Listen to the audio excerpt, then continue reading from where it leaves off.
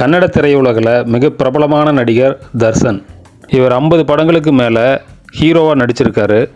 ஐயா, சாமி, இந்திரா, அர்ஜுன், பொறுக்கி, பிருந்தாவன், காட்டேரா அப்படின்னு இவர் நடித்த படங்களோட வரிசையில் அடுக்கிட்டே போகலாம். கர்நாடகாவில் இவருக்குன்னு தனி ரசிகர் பட்டாளமே இருக்குது. இவருக்கு 2003ஆம் வருஷம் விஜயலட்சுமிங்கிறவரோட திருமணமாகி விக்னேஷ்னு ஒரு பையன் இருக்கான். இப்போ பிரச்சனை என்னென்னா, பிரபல கன்னட நடிகை பவித்ரா கவுடா இவருக்கும் சஞ்சய் சிங் அப்படிங்கிறவருக்கும் கல்யாணமாகி கௌசி கவுடான்னு ஒரு மகள் இருக்காங்க.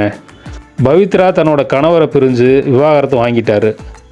அதுக்கப்புறம் கன்னட நடிகர் தர்ஷனோட பழக்கம் ஏற்பட்டு திருமணத்தை மீறிய ஒரு கள்ள உறவு அவங்களுக்குள்ளே இருந்துக்கிட்டு இருந்திருக்கு.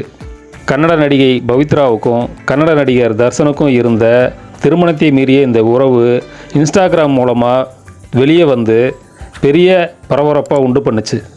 இந்த சமயத்தில் நடிகர் தர்ஷனை விட்டு விலகும்படி ரேணுகா சுவாமிங்கிற தர்ஷனுடைய தீவிர ரசிகர் பவித்ராவுக்கு இன்ஸ்டாகிராம் மூலமாக தொடர்ச்சியாக மெசேஜ் அனுப்பிச்சிட்டு இருந்திருக்காரு.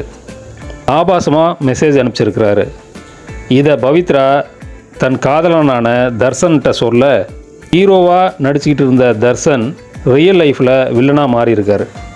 ஒரு ரவுடி கும்பலுக்கு பணம் கொடுத்து ரேணுகா சுவாமியை தூக்கிட்டு ஒரு பண்ணை வீட்டுக்கு கொண்டு போய் அடின்னு அடித்து கொன்று இருக்காங்க.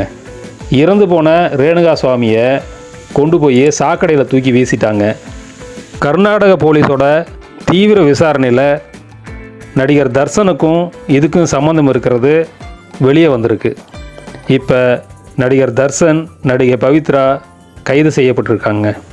சமூகத்துக்கு நல்ல முன்னுதாரணமாக இருக்க வேண்டிய இந்த மாதிரி ஆட்கள் இப்படிப்பட்ட தப்பை செய்யும்போது சட்டம் பார்த்துக்கிட்டு சும்மா இருக்காது. இது போன்ற ரசனையான வீடியோக்களை பார்க்க சேனலை சப்போர்ட் பண்ணுங்கள், சப்ஸ்கிரைப் பண்ணுங்கள் நண்பர்களே.